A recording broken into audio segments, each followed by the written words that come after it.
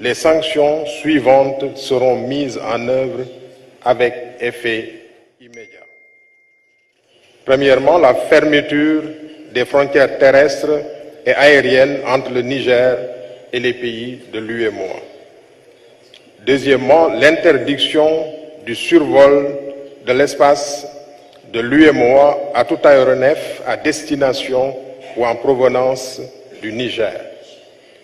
Troisièmement, la suspension de toutes les transactions commerciales et financières entre les pays de l'UEMOA et le Niger, y compris celles portant sur les produits pétroliers, l'électricité, les biens et services.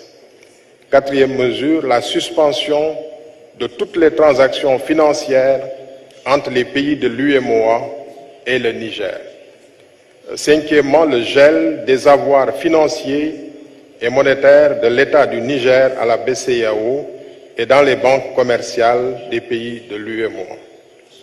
Sixième mesure, le gel des avoirs financiers et monétaires des entreprises publiques et parapubliques du Niger à la BCEAO et dans les banques commerciales des pays de l'UEMOA.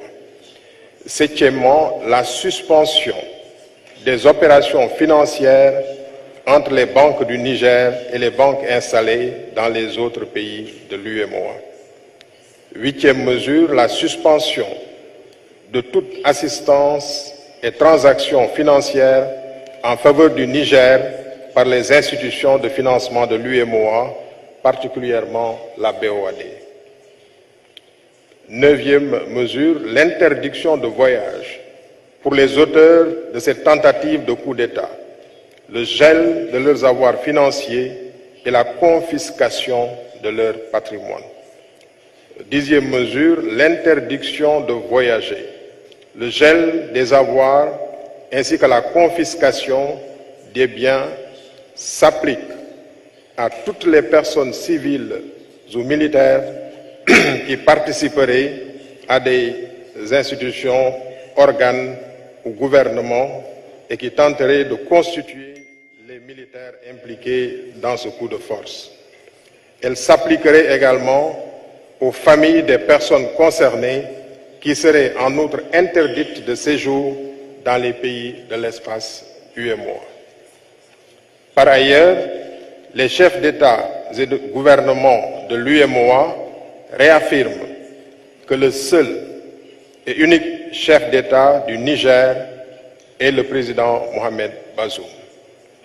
En conséquence, seuls les actes officiels émanant de lui et de ses représentants sont reconnus par l'UEMOA. En cas d'atteinte à son intégrité physique, les auteurs seront tenus pour responsables. Les chefs d'État et de gouvernement expriment leur soutien et leur solidarité au peuple nigérien